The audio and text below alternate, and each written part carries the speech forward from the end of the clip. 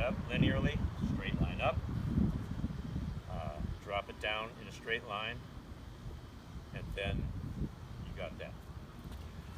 So that's the triangular thing. I did a thing where I looked at Federer and I put dots on the video of him, and it was just absolutely triangular. So why is that true?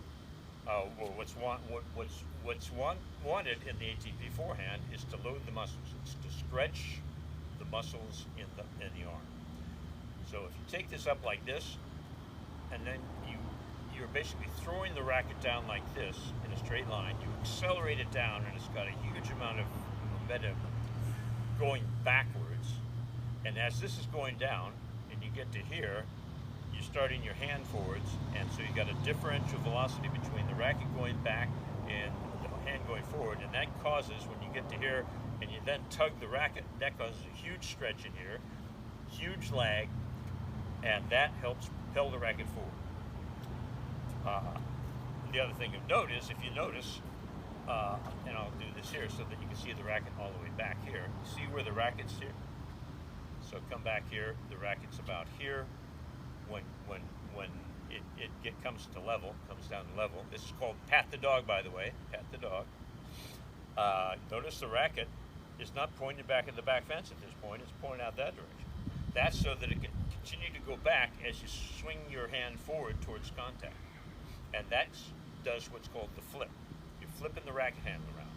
And you're not like, I'm turning the racket. It's more like, as the racket's going back, you start throwing your hand forward. It's just about throwing your hand forward and rotating your shoulders toward the net, because that's your power supply.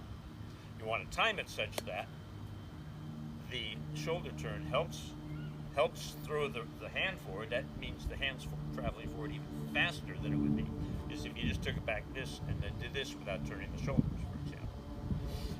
So you want what's called an early shoulder turn, and that's compared to the WTA forehand. WTA forehand, take it back, down like this, and notice, see how much further back it is than the ATP, right?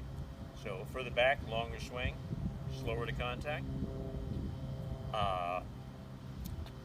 So when you drop it down like this and it's still going back, you want to turn the shoulders, and you notice that sort of allows the racket's face to sort of stay in place, and it goes from horizontal here at pat the dog to closed about the right amount for whatever your contact is. If you have a high ball up here like this, it's going to be more vertical racket face, because swing to contact is more around than like this. And here where you start like this. If you have like really low ball contact, you can see that the racket's going to be really closed as you swing into contact.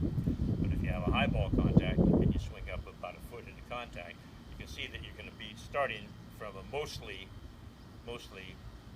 vertical racket face.